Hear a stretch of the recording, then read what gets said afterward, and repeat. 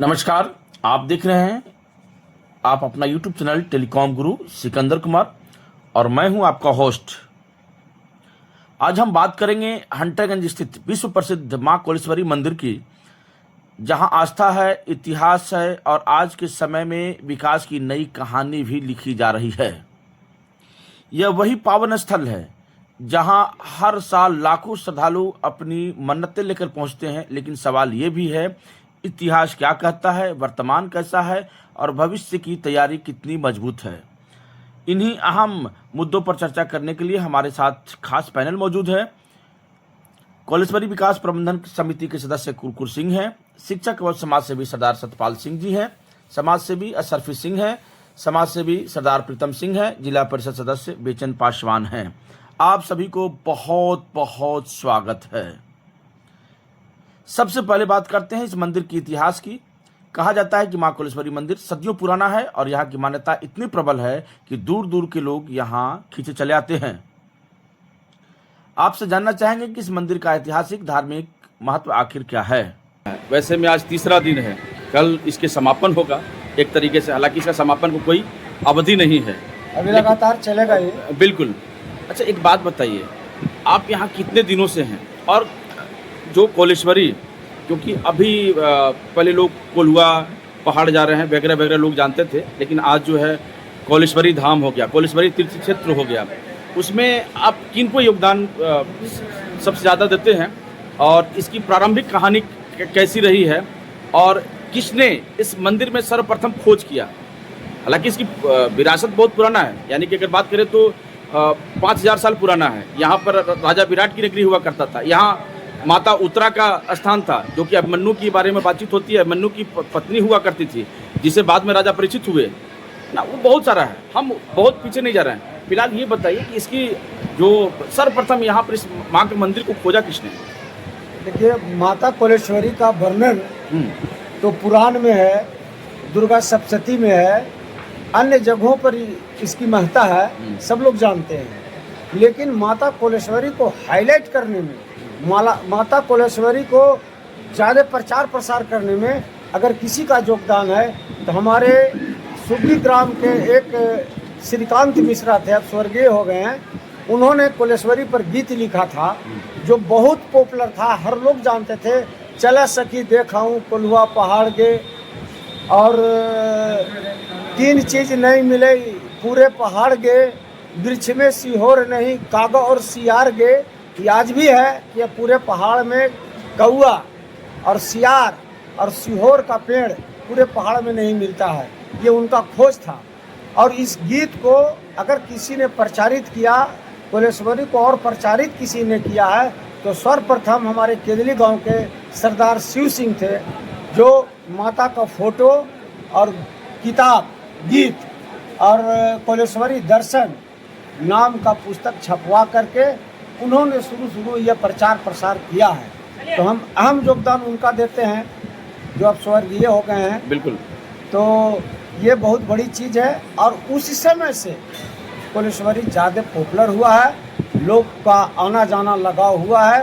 पहले क्षेत्र के लोग ही आते थे, आसपास के हंटर रेंज के आसपास के लोग ही यहाँ आते थे, लेकिन आज यहाँ चीन, Japan, Bhutan, Malaysia, Thailand, Indonesia का भी विदेशी पर्यटक काफ़ी संख्या में आते हैं, जिससे आज हमारा झारखंड सरकार भी कोलेश्वरी को रोपवे के लिए विशेष पैकेज दिया है, बजट में इसको शामिल किया है।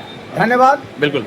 हमारे साथ में अशरफी सिंह जी भी हैं, चूँकि समाज सेवी हैं, भारतीय जनता पार्टी के ये स्थानीय नेता हैं, और इनके साथ में आप शिक्षक सतपाल सिंह जी को भी देख रहे हैं। सबसे पहले आप बताइए अशरफी जी, इसकी जो आपने जो देखा है माँ कोलेश्वरी का मंदिर, और अभी जो है, यानी कि हम पूर्व में बात करें और वर्तमान में बात करें, तो उसमें कितना चेंजिंग आया है? जी, जब से मुझे यह इतिहास याद में आया है, हमने वो दिन देखा है कि माता रानी का जो कोलेश्वरी पहाड़ है, उस पर लोग पहले पगडंडी से इनका जो आस्था, इनके प्रति जो आस्था लोग रखते हैं, बिन बुलाए माता दरबार में ये प्रत्येक साल के भांति रामनवमी में आपको 7वीं 8वीं 9वीं 10वीं ये 4 दिन लगातार है, बाकी तो लगातार मेला में आते जाते ही रहते हैं। पर अपने याद में बता रहा हूँ कि पहले पगडंडी से आते थे, कोई यातायात का साधन नहीं था, सड़क भी नहीं था, सड़क भी किनारे किनारे। सबसे पहले कोई अच्छा धनी या धनी व्यक्ति आते थे तो एका बागी हम लोग बोलते थे, उसको टमटम कहते हैं। टमटम से लोग सफ़र करके आते थे और अच्छे घर के खास घर के लोग आते थे तो बैलगाड़ी से आते थे। और बाकी जो भी हैं जो माता के प्रति आस्था रखने वाले वे पगडंडी रास्ता से आते थे। अब आने के बाद भी जो आज भीड़ देख रहे हैं, कल भी भीड़ देखते थे, वही देखते आ रहे हैं। और कल में और आज में ये फ़र्क है कि पीछे जैसे पहले के जैसे यातायात का, सड़क का ये नहीं था, लोग में जो आने का जो जिज्ञासा था वो अब ज़्यादा जिज्ञासा बनने लगा है कि माता के दरबार में, क्योंकि अगर इनका कृपा हमेशा सभी श्रद्धालु पर हमेशा बना रहता है। कल उनका घर तक भेजने का जिम्मेदारी पूर्ण रूप से लिए है। ठीक, बिल्कुल। हमारे साथ में सरदार सतपाल सिंह जी हैं जो कि शिक्षक हैं। इसके साथ साथ में जब शिक्षक नहीं थे, इससे पहले भारतीय जनता पार्टी के बड़े ही लीडर हुआ करते थे, स्थानीय लीडर। बहरहाल इनसे कुछ सवाल है कि चूँकि आप इसी समाज के हिस्सा हैं और आप यहीं से बिलोंग करते हैं, इसी क्षेत्र से हैं, इसी कोलेश्वरी क्षेत्र में हैं और आपका जन्म स्थान भी यही है। बहरहाल सर, ये एक बात बताइए, जैसे कि हमने 2 लोगों से पूछा, एक कुरकुर सिंह जी थे, दूसरा असरफी सिंह जी ने कहा कि भाई मेरा सवाल वही है कि सबसे पहले ये जो माँ कोलेश्वरी का मंदिर है, उस मंदिर को किसने देखा? जैसे अगर मैं बात करूँ बाबा धाम की, अगर मैं बात करता हूँ बैद्यनाथ धाम का, अन्य क्षेत्रों में, या फिर अमरनाथ की मैं बात करता हूँ, तो वहाँ भी पता चलता है कि किसी व्यक्ति वहाँ पर पहुँचा तो भगवान के उस अवशेष स्वरूप को देखा। उसी प्रकार से बैद्यनाथ धाम की भी एक विशेषता है। उसी प्रकार से माँ कोलेश्वरी, लोग कहते हैं कि माँ कोलेश्वरी का यहाँ पर कोख भगवान श्रीहरि के सुदर्शन के द्वारा कटकर गिरा था, तो लोग मन्नत के उद्देश्य से आते हैं जिनका बच्चा नहीं होता है किसी प्रकार, तो वो वैसे लोग आते हैं। बहरहाल तो सबसे सवाल यही है कि सर, यहाँ मंदिर को सर्वप्रथम किसने देखा? माँ का मंदिर यहाँ पर प्रकट कैसे हुआ? इसकी पूजा कैसे हुई? थोड़ा आप अगर नॉलेज है तो बताइए। धन्यवाद। हमसे पूर्व में अमरिंदर सिंह जी, उनको आप कुरकुर सिंह कह रहे हैं जी, और सरबी सिंह जी ने भी बहुत प्यारी बातें बताई। और स्थानीय का मतलब कहने का मतलब कि हम करीब यहाँ 40 पीढ़ी से हमारे पास हमारा इतिहास है, हम यहाँ हैं। और जो कुछ भी आज सिख धर्म में भी कन्वर्ट हुए हैं तो हम यहीं के मूल निवासी होते हुए है ना कन्वर्ट हुए हैं।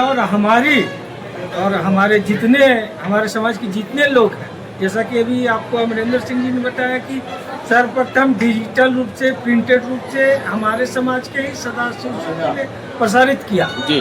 उससे पूर्व कुछ लोग नहीं जानते थे।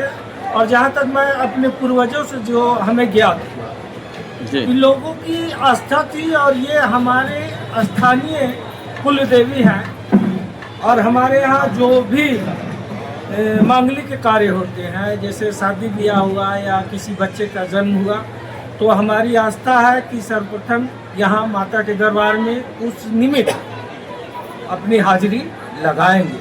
वैसे पूर्व में हम लोगों के यहाँ था कि बाहर के जो यात्री थे वो 10वीं तक आते थे और सारे लोग जानते थे कि एकादशी के दिन सरदार जी लोगों की जो टोली है वो तकरीबन उस समय बैलगाड़ी का साधन था और तकरीबन 25 से 30 बैलगाड़ियाँ एक साथ रात को 1:30-2 बजे के करीब खुलती थी। सुबह होते होते हम लोग यहाँ पहुँचते थे। जो पहाड़ का नीचे का ये जगह है, इसको मुरुतर कहा जाता था, आज भी हम लोग मुरुतर ही बोलते हैं। और यहाँ से हम लोग पहाड़ जाया करते थे। और ये हमारी आस्था थी कि साल में 2 बार, एक श्रावण पूर्णिमा के दिन और दूसरा ये चैत्र नवरात्र समाप्त होने के बाद, क्योंकि हम जिस समाज से जुटे हुए हमारी आस्था है, तो एकादशी के दिन हम लोग जो है सो ये नॉनवेज का जो है सो प्रयोग नहीं करते थे, इसलिए एकादशी की रात को चलते थे। और पाठा, जिसको खस्सी भी कहते थे, प्रत्येक परिवार की ओर से आता था।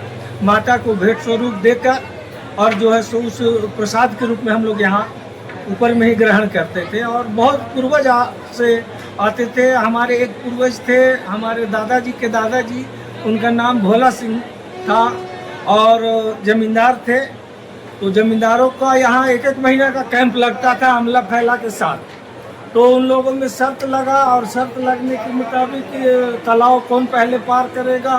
तालाब में उस समय जल कुंभी होता था, जल कुंभी में फंस के वो जो है सो वहाँ यही तालाब में ही इंतकाल हो गया। फिर उनका जब वो डेड बॉडी निकाला गया तो उनका संस्कार भी माता जी के मंदिर के जो बगल में शिव स्थान है वहीं पर हुआ था।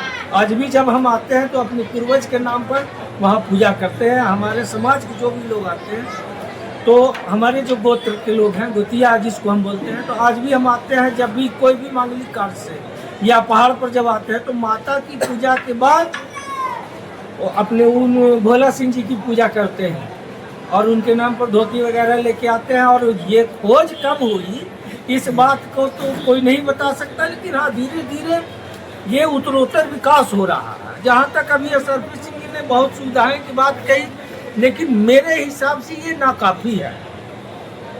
मैं इस बात से संतुष्ट नहीं हूँ कि जिस हिसाब से यहाँ पहले तो चैत्र नवरात्र और मुंडन के समय में ही भीड़ लगती थी, लेकिन अब आप देखेंगे कि पूरे साल की 365 दिन यहाँ यात्री आते हैं। और 365 दिन दुकान में हर एक, पहले तो हम लोग आते थे तो घर से सब सामान लेकर आते थे, अब तो लोग सिर्फ खाली हाथ भी आते हैं। तो यहाँ सारी सुविधा मिल जाती है, चाहे आपको बनाने खाने की चीज़ हो या और आपके अन्य उपयोग की चीज़ है। अब तो नए ज़माने की चीज़ भी फास्ट फूड वगैरह और सॉफ्ट ड्रिंक वगैरह जो है वो सारी चीज़ उपलब्ध हो गया है। लेकिन फिर भी आज तक का जो भी स्थिति है और जो भी हमारे जनप्रतिनिधि हुए, जो माता का जो महिमा है, आज जो आप भीड़ देख रहे हैं ये इनकी खुद की ख्याति है। इसमें प्रशासन या सरकार का कोई सहयोग नहीं है। अरे रोड तो हर जगह बन रहा है। ये लाइट की व्यवस्था या और जो वगैरह वगैरह है प्रबंधन समिति जो मंदिर की आय है उससे करते हैं, लेकिन सरकार की ओर से जो समुचित व्यवस्था होनी चाहिए या जो हाईलाइटेड होना चाहिए, जो आज तक इसका विकास होना चाहिए, जो यहाँ भीड़ है, यहाँ जो लोग आते हैं, उस हिसाब से जो विकास होना चाहिए उसका 10% भी नहीं हो पाया। और मैं तो इससे पूर्णतः असंतुष्ट। बाकी रही सड़क वगैरह की बात, तो अभी तो सड़क तो गांव-गांव में बन ये कॉमन चीज है, टोला में बन गया है। बिल्कुल। तो ये तो माता के दरबार की बात है, यहाँ सड़क बनना कोई बहुत बड़ी चीज नहीं है, लेकिन और जो सुविधाएं होनी चाहिए थी। वैसे अभी 3-4 चारों धर्म के लोग और पूरे विश्व के लोग जानेंगे। और फिर पुनः मैं आपके चैनल के माध्यम से जो हमारे स्थानीय जो विधायक, सांसद और जो लोग हैं उनसे ये आग्रह करूंगा कि ये जो माता रानी का क्षेत्र है, क्योंकि हम जब भी कोई भी प्रोग्राम करते हैं हमारे पूरे क्षेत्र में, तो जो भी वक्ता होते हैं उनका पहला वर्षन ये होता है कि माता कौलेश्वरी की गोद में बसा हुआ ये जो क्षेत्र। बिल्कुल बिल्कुल। तो इसका विकास पर आप समुचित ध्यान दें और आपकी ख्याति पूरे विश्व में जाएगी। धन्यवाद। बिल्कुल, थैंक यू। एक और युवा साथी हैं जो कि खुद सिख समाज से ही हैं और दरअसल ये भी पेशे से शिक्षक हैं। अच्छा, एक बात बताइए सर, आप अपना नाम बताइए पहले। जी, मेरा नाम सरदार प्रीतम सिंह है। अच्छा, प्रीतम सिंह जी, एक बात बताइए हमको कि क्या आपको लगता है कि जो कोलेश्वरी का विकास होना चाहिए था और जिस वजह से कोलेश्वरी की संपूर्ण भारत के अंदर में, इवन अगर मैं संपूर्ण भारत की ना भी बात करूं तो कुछ बड़े बड़े राज्यों में इनकी एक अलग ख्याति है, ठीक है, उसके हिसाब से क्या विकास हो पाया या फिर किस वजह से यह क्षेत्र जो है अविकसित क्षेत्र रहा? इसके पीछे कारण क्या रहा? जी, सबसे पहले मीडिया बंधु को बहुत बहुत धन्यवाद कि आपने इस कोलेश्वरी पहाड़ के बारे में सोशल मीडिया के माध्यम से लोगों को जानकारी देने का प्रयास किए हैं। इसकी आपकी भूमिका बहुत ही सराहनीय है। तभी आप भाई अरविंदर सिंह, भाई सरफी सिंह जी, भाई सतपाल सिंह जी के द्वारा कोलेश्वरी पहाड़ के इतिहास को जाने और लोग भी इस वीडियो के माध्यम से, सोशल मीडिया के माध्यम से जानेंगे। मैं इस कुलेश्वरी के पहाड़ के विकास के बारे में यही कहना चाहूँगा कि यहाँ के लोगों की बहुत बड़ी देन है, जो विषम परिस्थितियों में, सुविधाओं के अभाव में, संसाधनों के अभाव में अपने लगन से इस पहाड़ में रास्ता बनाकर लोगों को इस पहाड़ के बारे में जानकारी दिए। और यही उन ग्रामीणों की आज मेहनत का फल है कि आज लोग दूर दूर से माँ कुलेश्वरी पहाड़ के दर्शन करने के लिए आते हैं। यहाँ हिंदू, जैन, बौद्ध के साथ साथ सिख धर्म के लोगों का भी इसमें बहुत बड़ा योगदान है। आज हमारा यह कुलेश्वरी पहाड़ विश्व पर्यटन स्थल की बनने की होड़ में है, पर मैं कहूँगा कि जिस तेज गति से कुलेश्वरी पहाड़ का विकास होना चाहिए था, उसमें उसकी गति धीमी है। हमारे कुलेश्वरी प्रबंधन समिति के सदस्य लोगों का बहुत बड़ा योगदान है, जिन्होंने अपने मेहनत के बल पर कुलेश्वरी पहाड़ के बारे में सरकार का ध्यान आकर्षित किया। हमारे विधायक जी या सांसद जी का ध्यान आकर्षित किया। और सरकार से भी मेरी यही रहेगी कि वे इस कुलेश्वरी पहाड़ पर के विकास पर ध्यान दें और जितनी तेज गति से विकास होना चाहिए था वह विकास की गति धीमी है। इसलिए मेरा आग्रह रहेगा, क्या कुलेश्वरी विकास प्रबंधन समिति में यदि समिति के सदस्य आपको इस समिति में सदस्य बनने के लिए आपसे आग्रह करें तो क्या आप इस समिति के सदस्य बनना पसंद करेंगे? तो हमारे लिए बहुत ही सौभाग्य की बात होगी कि मैं अपने कार्यों के बल पर माँ कुलेश्वरी के विकास में अपना योगदान दूं और यहाँ की प्रसिद्धि जन जन तक फैले और लोग आए।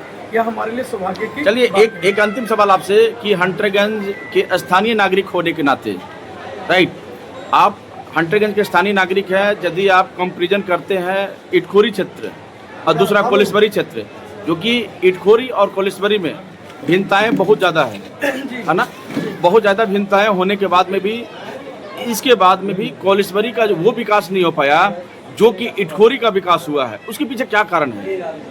इसके देखिए सर, आपका बात बिल्कुल सही है कि इटखोरी की तुलना में हमारे कुलेश्वरी पहाड़ का विकास नहीं हो सका। आपको याद होगा सर कि इटखोरी में एक इटखोरी महोत्सव बनाया जाता है। इस महोत्सव के माध्यम से भी लोगों तक इटखोरी की प्रसिद्धि दूर दूर तक फैली। हमारे यहाँ क्षेत्र में भी कुलेश्वरी महोत्सव 2-3 वर्षों तक मनाया गया, उसके बाद इस महोत्सव को बंद कर दिया गया। मेरी सोच है कि अगर सरकार के द्वारा या हमारे जनप्रतिनिधियों के द्वारा कुलेश्वरी महोत्सव मनाया जाता तो इसका विकास उतनी तेज गति से होती जितनी तेज गति से हम लोग चाह रहे हैं। बिल्कुल, धन्यवाद।